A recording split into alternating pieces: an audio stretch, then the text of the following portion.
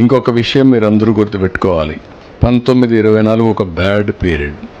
ఇండస్ట్రీని ప్రమోట్ చేయకపోతే పోవచ్చు, కానీ ఇండస్ట్రీని డెమాలిష్ చేయడం, అవమానాలు చేయడం, చాలామందిని ఆ ఫ్యాక్టరీస్ మూసేట్టుగా చేయడం.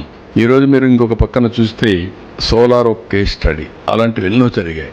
సోలార్లో ఏం జరిగింది, వాళ్ళందరూ ట్రాన్స్పరెంట్గా టెండర్లు పెట్టుకొని వాళ్ళకందరికీ ఆ రోజు సోలార్ ఇస్తే అలాంటి సెక్టర్ని దెబ్బతీయడానికి కావాలని అలిగేషన్స్ పెట్టి వాళ్ళ దగ్గర పవర్ కొనకుండా కావాలని చెప్పి మొండికేశారు.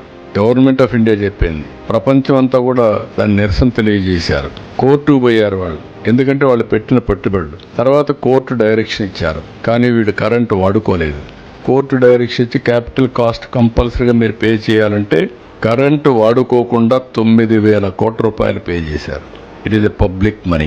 దాంతో ఏమైంది, ఎకో సిస్టమ్ దెబ్బతినింది. ఈరోజు మళ్ళీ 18 నెలల్లో స్ట్రీమ్ లైన్ చేశాం. దీంతో గూగుల్ ఏఐ $15 బిలియన్ పెట్టడానికి ముందుకు వచ్చారు. అంటే లింక్ ఇవన్నీ ఎకో సిస్టంలో ఉండే లింకులు ఇవన్నీ.